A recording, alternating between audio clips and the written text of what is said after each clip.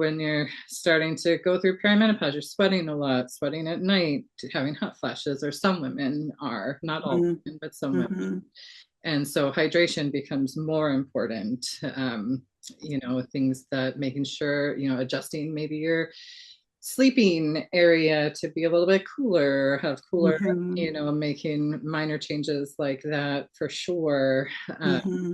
Certainly dietary things like avoiding sugar and alcohol and things that are not as good for our bodies can also be helpful.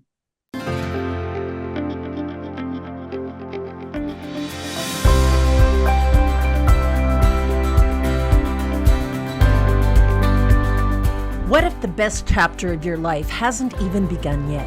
What lies within you is the power to live brighter, bolder, and truer than ever before. So welcome to Vivatude, where caregiving, connections, and career come into balance, and where your vitality, vision, and voice shines through. Because the revolution isn't out there, it's already within you. Welcome to Vivatude. Hi, everybody. Welcome to the Vivatude podcast. I am Tracy, your host, and I am all about everything health and home. So today, I have a wonderful guest with me, Dr. Teresa Richter. She was on my previous podcast, and we thought we'd step into the next aspect of your health.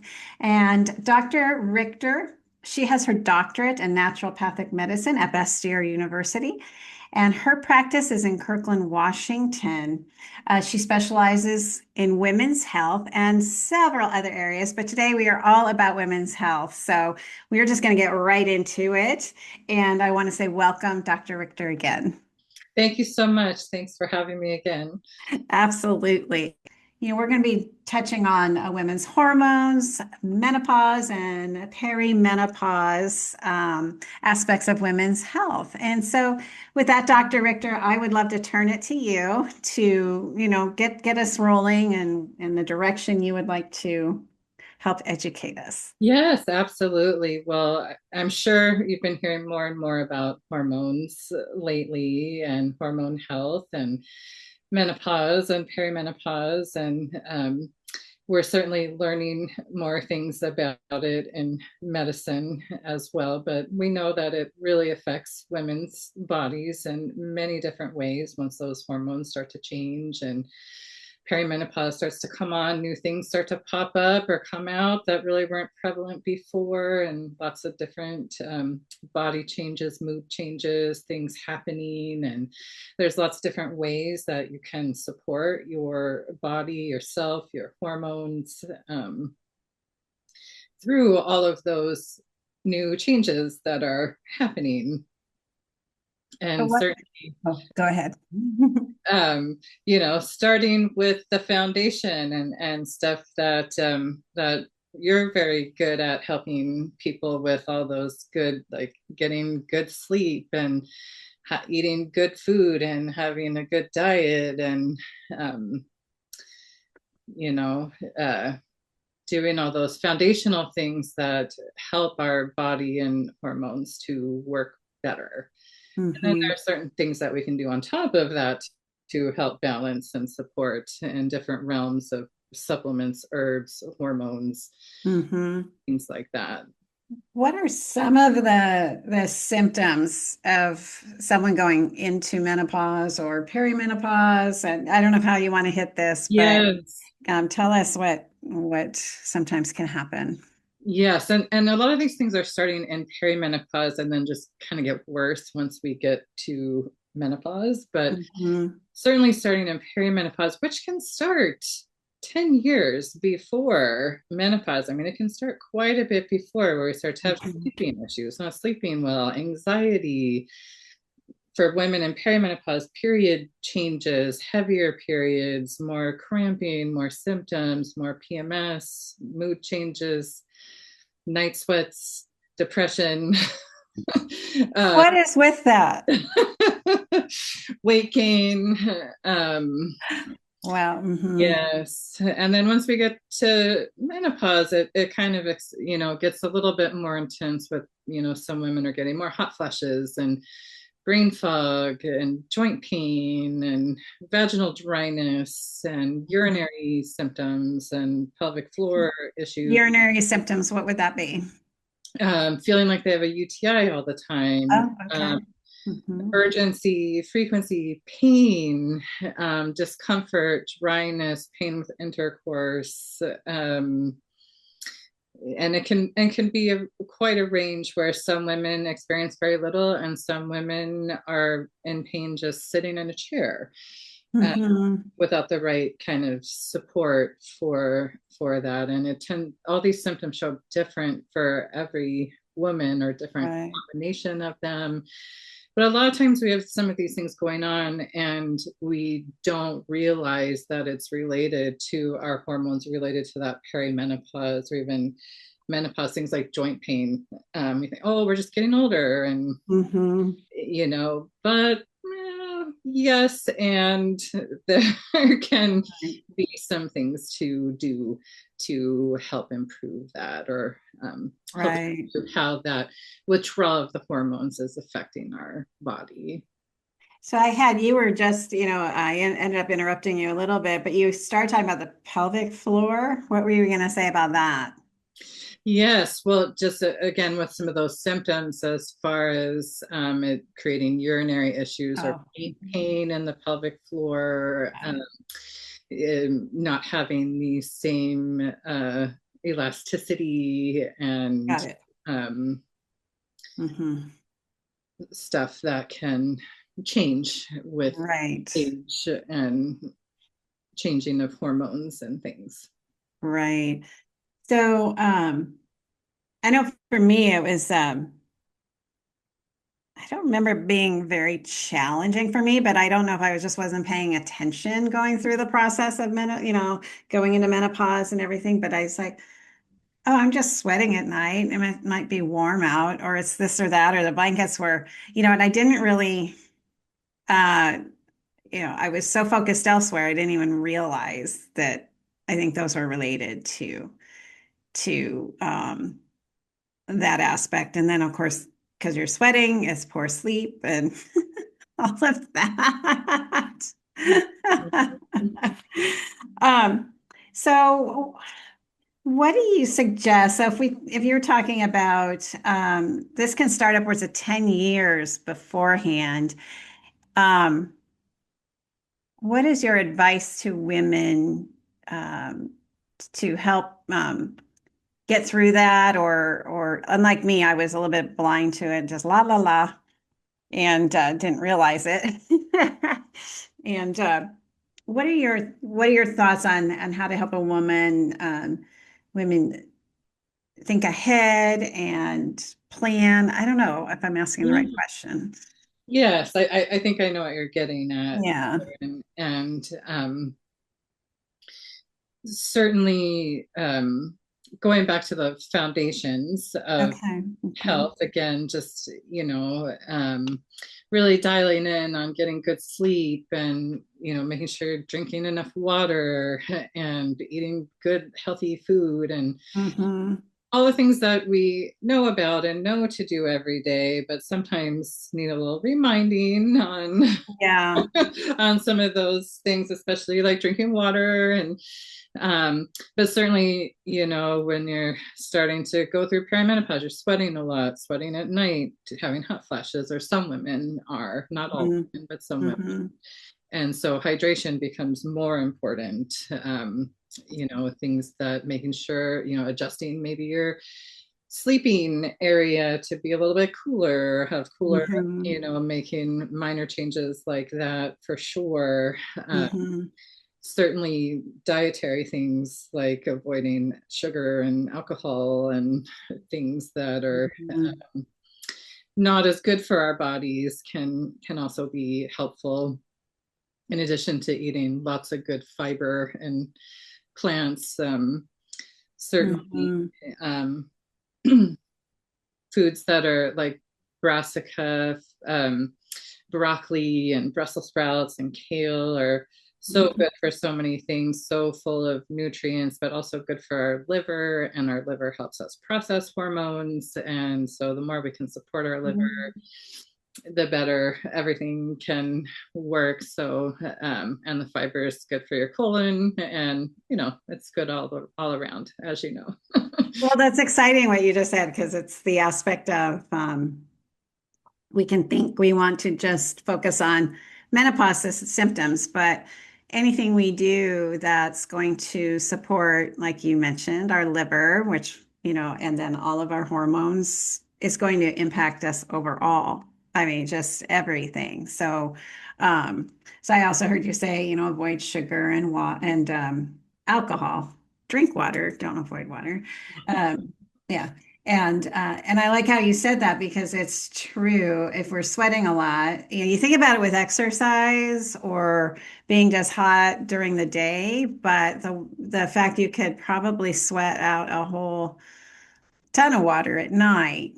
One thing that's helped me is I keep a glass of water by my bed, so in the middle of the night, if I need to, if I'm feeling parched or something, which I'm grateful I don't wake up due to having to use the restroom, or having that water right there first thing in the morning. I sit up and I drink it, and that seems to help me immensely. Um, so let's talk about foundational aspects. Uh, One thing I remember, and it's been a while since I went through all this, and I can't even remember the supplement I was taking, to be honest, but I was taking something, a supplement that was specific for going into that stage. And are there herbs and other areas that someone can support themselves? And yeah, I would love a refresher there. Absolutely. There are multiple ways to support themselves, with Mhm. food, with herbs, Mhm. and then, moving into like hormone prescriptions, Oh, okay. Mhm. compounded hormones, and bioidentical hormones, and different things. But even just, with food, like mentioning the broccoli and those sorts of foods, but even soy. Soy gets a really bad reputation, but if it's good organic non-GMO soy, it has a lot of good phytoestrogens, good fiber and Mhm. calcium. I mean, it has some really good nutrients in it, and is pretty good for menopausal women. And can sometimes that alone, adding a little bit more soy to the diet, can help with some of those um, Mhm. symptoms of the declining estrogen. So, you mentioned herbs, you mentioned bioidentical hormones, and then you also mentioned hormones. So, can we talk about the differences in? Yes. So herbs, tinctures, capsules, ground up plants and things. Those are easy, most of the time safe, and have low amount of side effects as far as all things are considered. And then we have bioidentical hormones, which include natural compounded hormones and things like estrogen patches and that sort of thing, and can really make a world of difference um, for some women as well in terms of managing some of the side effects. It's also keeping our estrogen levels up is also good for helping to maintain our bone density, Mm-hmm. good for our brain health and um, things. So it Mm-hmm. does go a little bit beyond just symptomatic um, relief in terms of trying to balance hormones. Mm-hmm.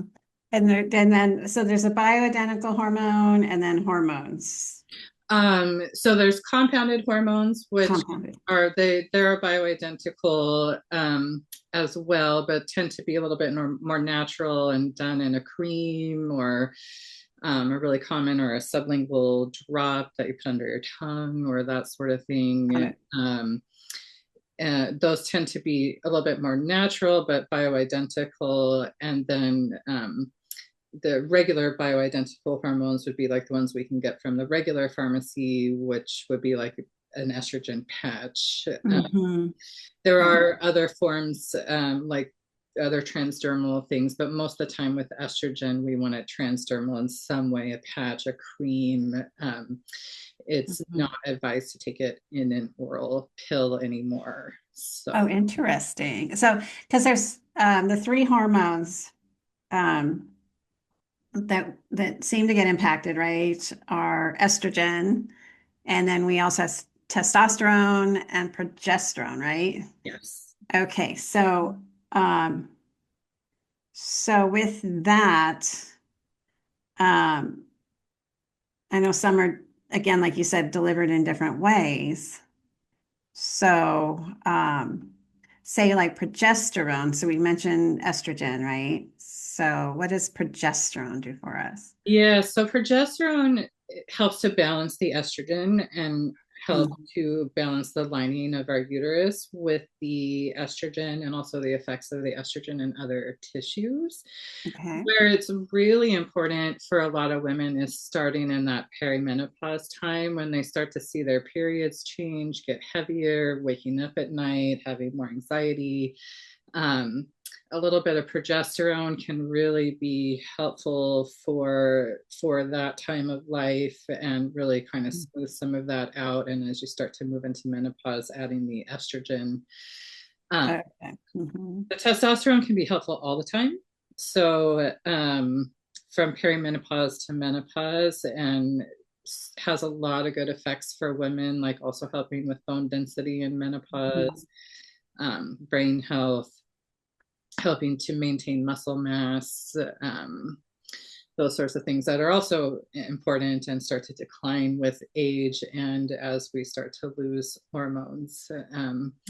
our hormones levels start to decline. Yeah, because for a long time, I don't know that I ever really heard much about testosterone for women, and I even hear that it's sometimes still difficult to get as a woman to have that. And so, Um, can you explain for us, how testosterone is actually a part of us from day one, right? I mean, we have it when we're born, and yeah, can you just take us down that path a little bit and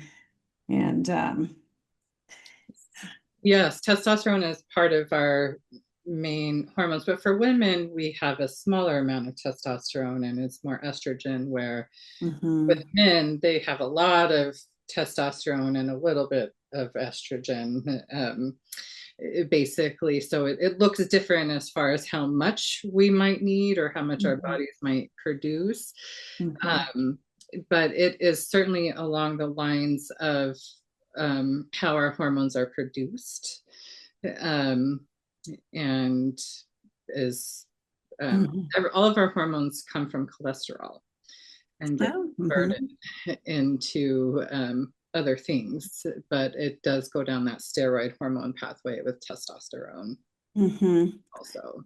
Yeah, because I think it never was and I was trying to think when I was younger or whatever, I just never really heard that, and they never really discussed that for women, and a lot of times you just heard the word estrogen. It's very interesting. So I feel very glad there's more knowledge out there now that it's more than just one.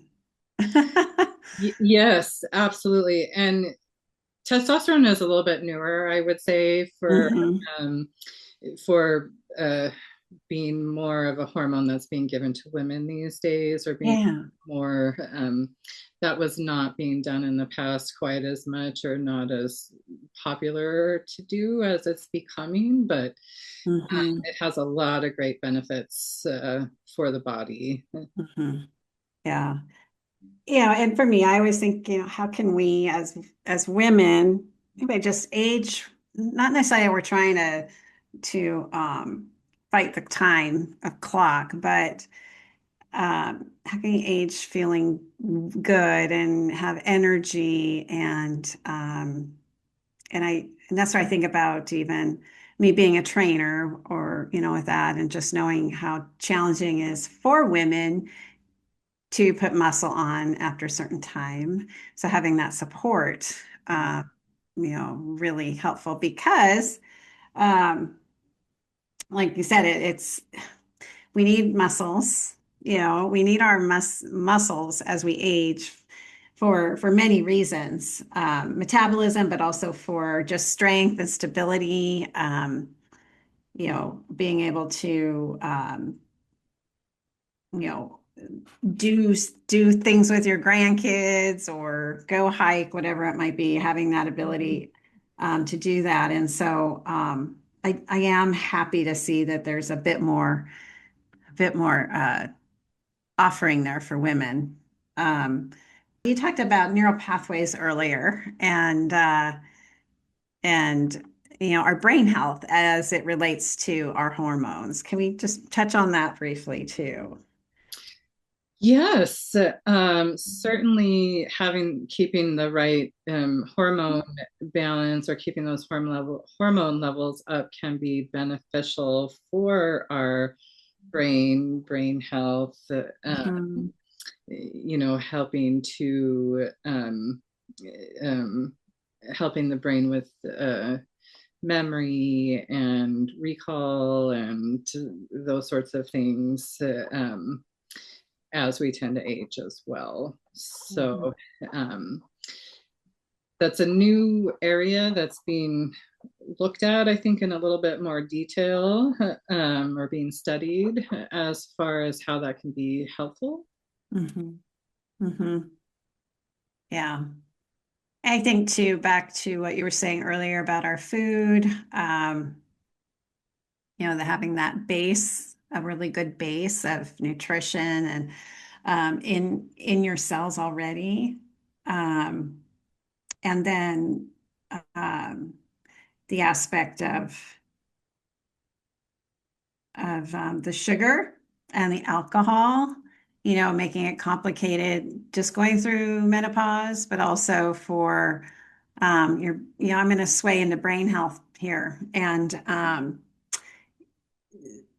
so I'm learning more as well about just the sugar, alcohol, and the brain and the impact of that in regard to insulin levels and what that does with our brain. And so, do you mind touching a little bit on that as well?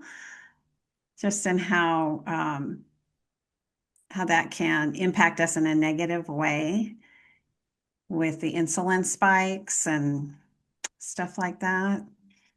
Um, well, certainly it doesn't make anyone feel good if they're having insulin spikes. It does not. It feels awful. But that does affect our brain health as well. That Mhm. sugar and insulin spike, when that insulin spike happens, that can have a negative impact on our body and brain, and Mhm. doesn't feel good, makes us not feel good, makes us tired and Mhm. sleepy and Mhm. foggy and all of that. And those um, those regulators in our body start to not work as well as we age, or we might not produce as much as we need to manage the sugar, or some of those things start to happen. Mhm. Yeah. I think too, the main thing for us to think about, just again, I'm going to go back to what you said, the foundations, establishing really good foundations for your health as early on as you can. I've found as well that it's never too late to start. Never too late. Hmm. Yep. And the body will adapt. It's pretty incredible. Um, and you know me pretty well. I was definitely I was pre-diabetic in '06. I've always been kind of a yo-yo dieter, and all of this. And I even as a health coach and a trainer, I still work on some of those behaviors that I have been instilled in me forever, just this little challenge. And so if we talk about those foundations, it's not like we're looking for perfection, right? I think that's a really important aspect for women to think about, that we can all do the best we can. And sometimes some days that looks different than others. And I remember something that you said to me in the past about 80/20. So if 80% of the time you're on track, you're doing pretty good. Exactly. And the concept too, I think about when we go into menopause or perimenopause, even just before that, we can have that perfectionist concept of behavior and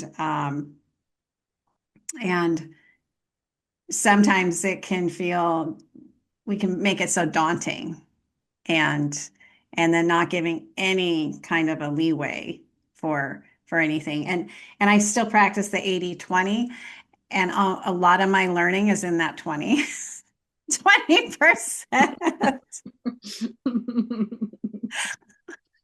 A lot of my wisdom comes out of that, but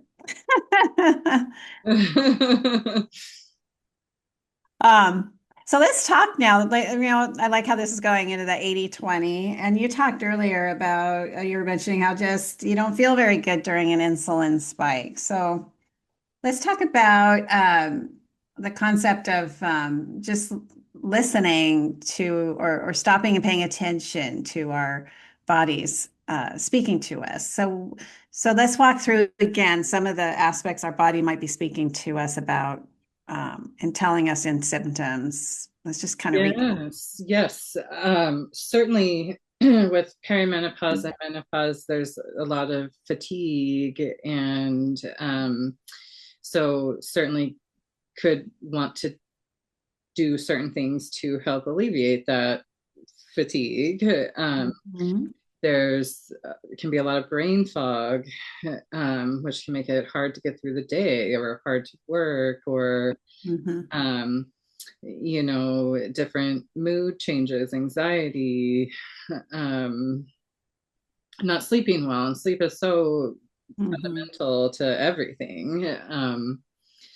That's Mhm. a really important one, that really gets affected for a lot of people Mhm. during that phase of life.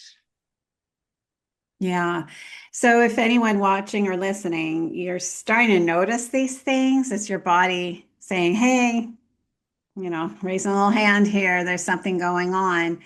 And one of the biggest things I learned too, when I was diagnosed pre-diabetic was that um, there was opportunity to take care of the symptoms. You don't have to live with it. Like if you're given a diagnosis of some kind like that, or say, oh, you must just be going into menopause. You don't have to just stop and say, okay, this is just the way it's going to be the rest of my life. You can make steps. You can go, say, see Dr. Richter, go see your doctor, to help you through it. There's no, with the way things are today and what we know, you do not have to live uncomfortable and in a horrible brain fog and um, all these crazy mood changes. And there's probably a very, you get a blood test, you can do all these things and find out. And one thing that was great was when I found out and I had some kind of an answer, also I was like, okay, I'm not losing it really. There is something going on.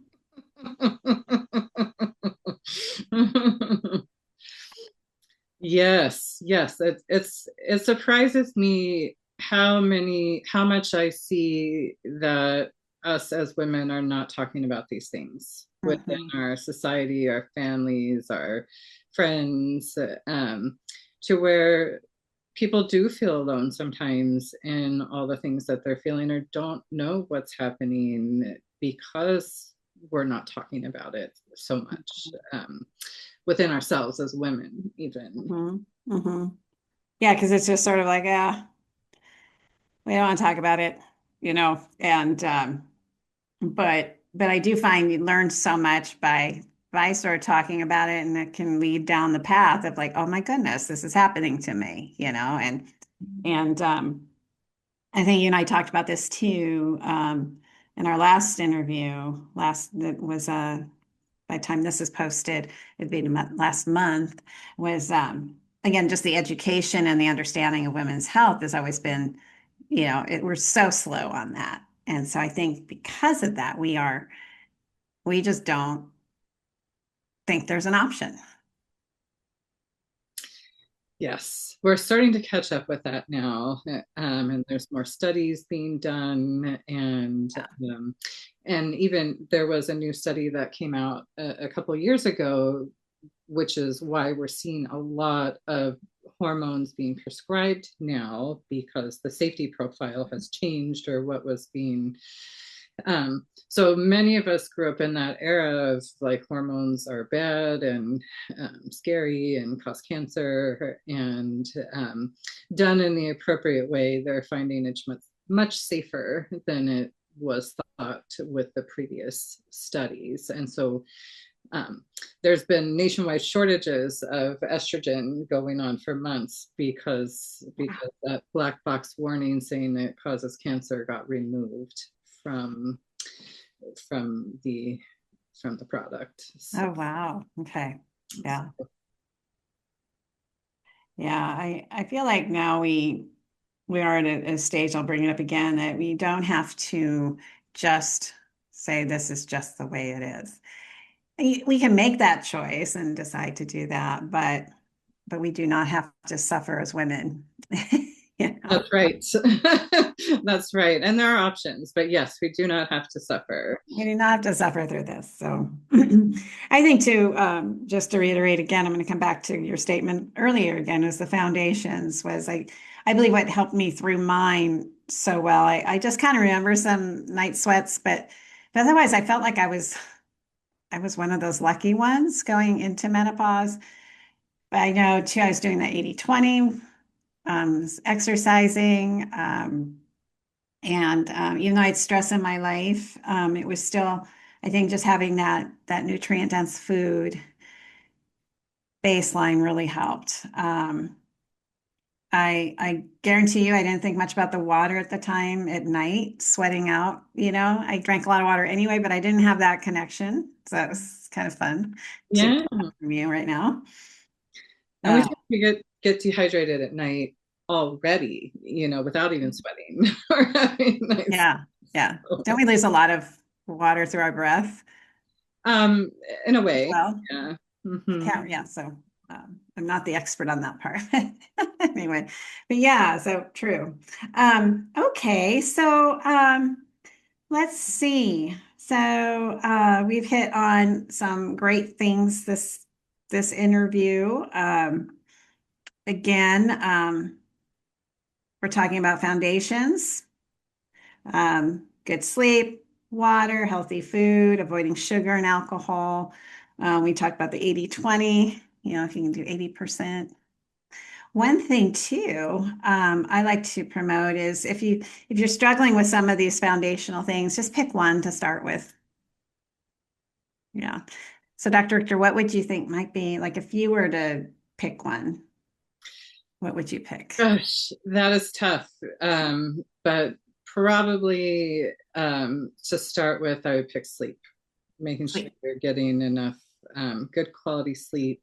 Yeah. But all those, the water, the food, it's all so important to being healthy and feeling good, but also having an easier time during menopause. It seems that the more dialed in you have some of those foundational pieces, it can, for a lot of women, go easier. Yeah. Not for everyone, unfortunately, but for a lot of women, they can have a much easier time really focusing on those aspects of their health. Perfect. Yeah. Yeah.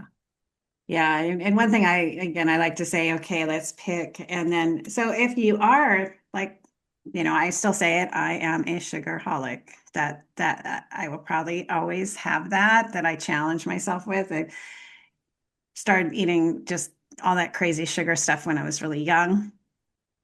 So that avoid sugar part, if you are one that's like me, so I switch it up for a berry or an apple, and that kind of helps. And around then I still let myself have that licorice or that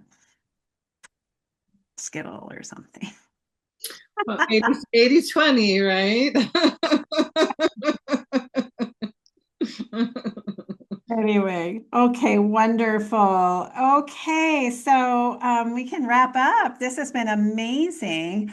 Again, if you're feeling weird, you've got we've got awkward periods that start to happen, mood swings, weight gain, um, feeling like you have to urinate all the time, or you may have a UTI, pelvic floor challenges, painful sex, all those things are starting to happen.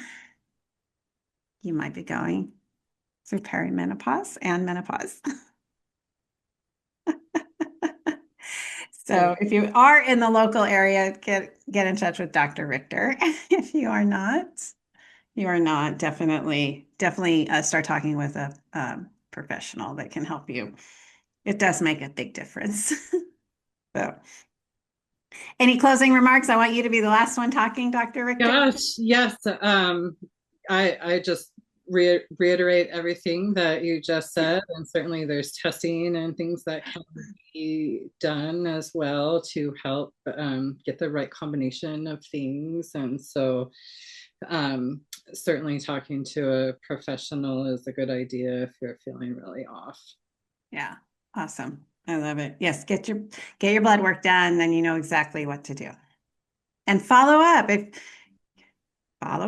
that's the other thing. Make sure you don't still go running off and come back and make sure your levels are right and you're seeing the response that you want.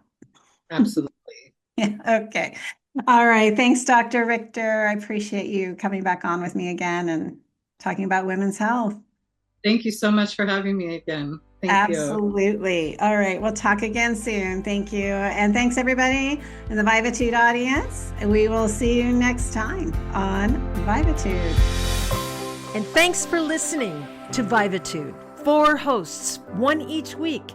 We help you revivitude your next chapter because purpose, passion, and prosperity isn't out there. They're already within you. Brighter, bolder, truer. Vivatude.